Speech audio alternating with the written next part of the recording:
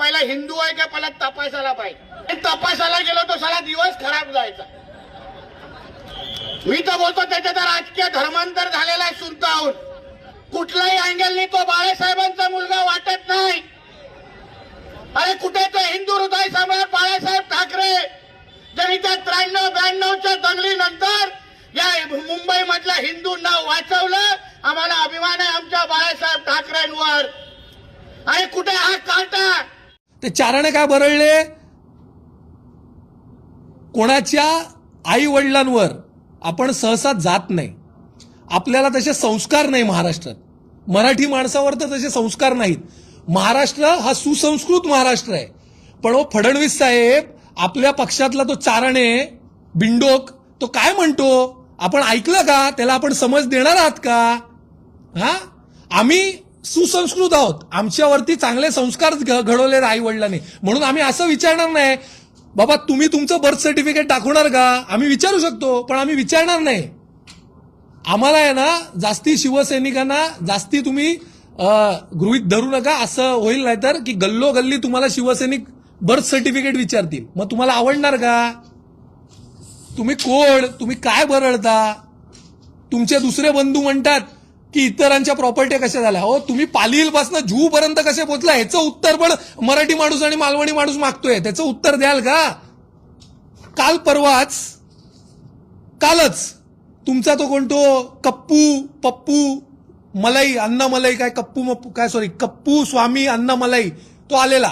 त्याला त्याच्या राज्यात कोण विचारत नाही आणि तो इथे महाराष्ट्रात येऊन सांगतो की Bombay is not part of Maharashtra. अरे बॉम्बे नाही रे घदड्या, मुंबई.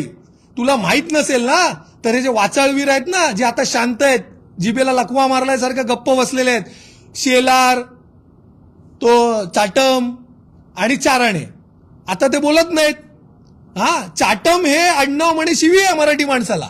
चाटम म्हटलं की मराठी माणसाचा अपमान आहे. हा, मालवणी माणसाचा अपमान आहे. आणि आता मुंबईला बॉम्बे सांगतो. हा कोणाचा अपमान आहे? मराठी माणसाचा अपमान नाहीये का? कोणताही जे काय शहराला नाव असतं ते फक्त शब्द नसून तर ते संघर्ष, अभिमान, स्वाभिमान आणि भाषेचा प्रतीक असतो. हे ना माहीत नसेल तर हे त्याची माहिती घ्यावी. स्वतःला मराठी म्हणून काय होत नाही, स्वतःला हिंदू म्हणून काय होत नाही. ते अण्णामलाईला तुम्ही इथे या राज्यात आणलं. तो बोलतो की मराठी माणसाची ही मुंबई नाहीये तरी आंतरराष्ट्रीय. हो, आंतरराष्ट्रीय दर्जाची आहे मुंबई, आंतरराष्ट्रीय दर्जाची आहे. पण मराठी माणसाची आहे मुंबई ही महाराष्ट्राचीच आहे.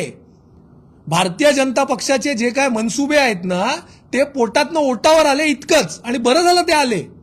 मुंबईकर जनतेला आणि महाराष्ट्राच्या जनतेला हे कळलं की त्यांना मुंबई ही मिळवायची आहे. जे वारंवार सगळे मराठी प्रेमी आणि ठाकरे बंधू जेव्हा उद्धव ठाकरे साहेब, राज ठाकरे साहेब हे म्हणत होते तेव्हा काही लोकांना प्रश्न निर्माण झालेला की भारतीय जनता पार्टीला खरोखर मुंबई तोडायची आहे का. आता हे या अण्णामलाईच्या अशा वागण्यामुळे आणि बोलण्यामुळे हे आता क्लिअर कट लक्षात आलेलं आहे. आणि हे जे काय चाराणे, कुरेशी आणि चाटम गप्प बसले ना त्याच्यावर मुख गिळून जिवेला लकवा मारलाय त्याप्रमाणे ह्यांनी दिसून आलेलं आहे की भारतीय जनता पार्टीचे खरे मनसुबे काय आहेत.